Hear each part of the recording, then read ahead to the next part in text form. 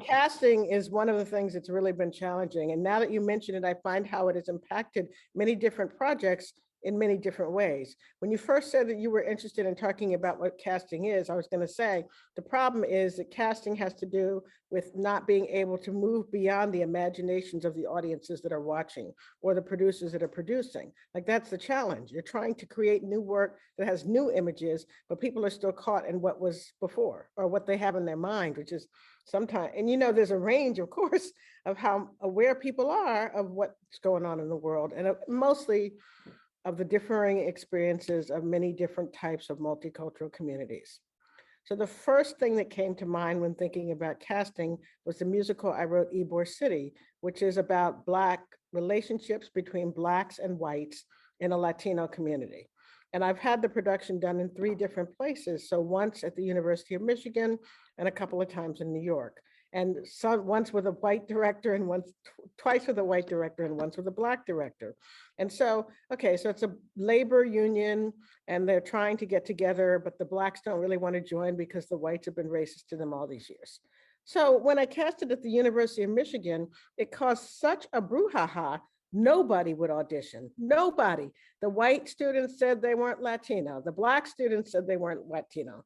Then when I explained that Latin America is just the same as the United States, right? It's the same racial mixture. So they have Blacks and they have whites. And all you have to do is understand. And the thing is, the piece takes place in Tampa, Florida.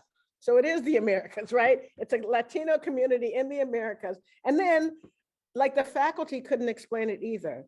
The faculty could not advocate because they had no idea. In their mind, all Latinos were Mexicans. And so they couldn't grasp a Cuban American community of Blacks and whites having a struggle to come together over racial differences in a bilingual play. So in the end, a Jewish kid played the white guy, right? And then African-American people played the Black characters. And it skewed very white. All of the white Cubans were very white. But then when it comes to New York, the person who played the white Cuban was your color, almost my color. And then it skewed dark for the dark-skinned Cubans because they were like, oh yeah, we know Dominican Republic, we know Cubans. Like, it has to do with and also the director was Vernice. I don't know if you know Vernice Miller, but she's a very dark-skinned, actually Caribbean woman.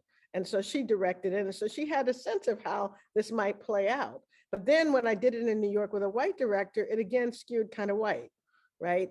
And nobody who was African-American would audition for the Afro-Cuban roles, which I thought was also interesting because there is a similar set of experiences. So that's one set of ways of thinking about casting. But the other thing is this last piece I did, which was Zora on My Mind here in Washington. This seemed to me a very simple story. A Black woman and a white woman are trying to write a story about a Black woman based on Zora, right? So the Black people got all upset because there was a white woman in the story, right? Like, I was like, what is that? What is that? Kim Moore directed, and after the cast was having all this meltdown down about, I don't want my story taught by no white woman, and back and forth, Kim said, wait a minute, like, I have white collaborators, don't you? And we don't sit around saying, oh, you white, you can't write a sentence, right? We're like, let's talk about the story and see. I mean, this is not about casting in a way, this is about writing, but I think the two impact how we think about what these processes are. Who has the right to tell the story, right? And I went, because that's really what we're talking about, but there was the time of identity politics when the story was written by people who were of a particular identity. So I'm writing my story. My story is about me as a Cuban, African-American, whatever it is I'm calling myself these days, right? And so therefore I had more right to tell the story than somebody else. But I wonder how that extends to casting. And to me, it's really different in a university setting, right? Than it is in a professional setting. In the professional setting, it's about who gets the jobs, right? I mean, ultimately, it's about who gets paid to do the story. But in a university setting, you're kind of wanting people to explore different kinds of stories. And students are limiting themselves by, I had another one. Sorry, I had another one. This is me at the O'Neill Center teaching in the National Theater Program.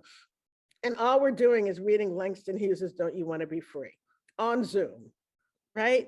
And I'm asking everybody to first just read it, like, and it's not even with characters, it's like round robin. Everybody reads one line until we get through the play. At the end of the reading, I looked and the students were crying. There was like total meltdown. And I was like, what are you talking about? You can't even read Langston Hughes's words? You can't read Langston Hughes's words, really? And they had to have a whole decompress session. They've never hired me back. I mean, it was a thing about having them read Langston Hughes.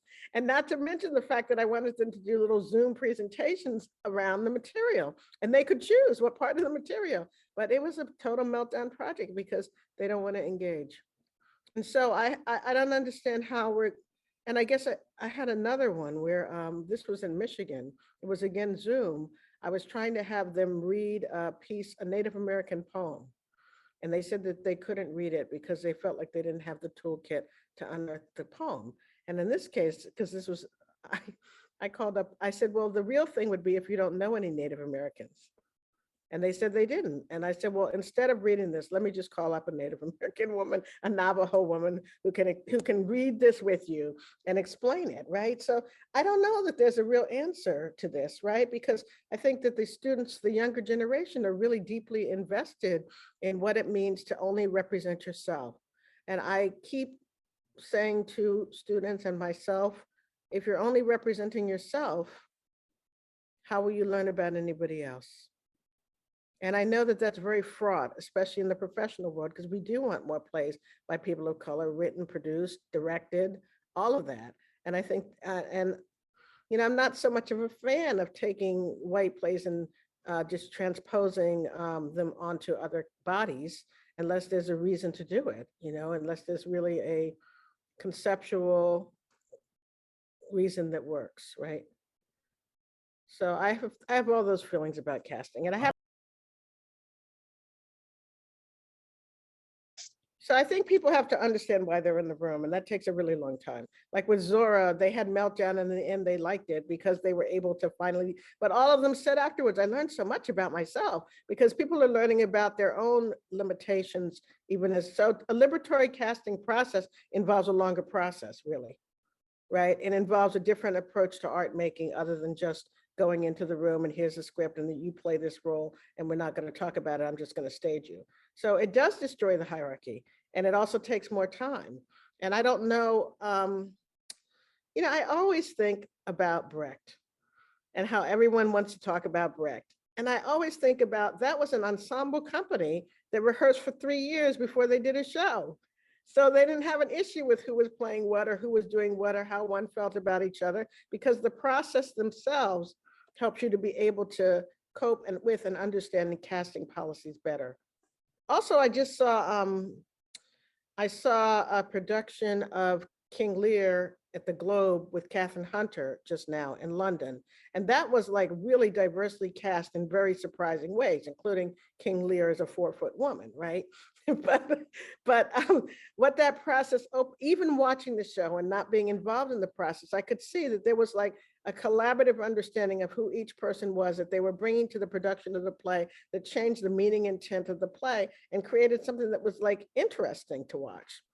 And that people still understood the story, right? But in a very different kind of resonance. So I think that those kinds of things would be a liberatory casting process from my perspective. So those are the kinds of questions that I bring to the table and I'd like to hear more about as we move forward to having these conversations in the field about what does it mean to cast. I do think they're going to have to be linked to conversations about how we construct rehearsal periods. Yeah, very nice. What we want to get out of them, because in academia, we do have choices other than to replicate the commercial world. And I think we should.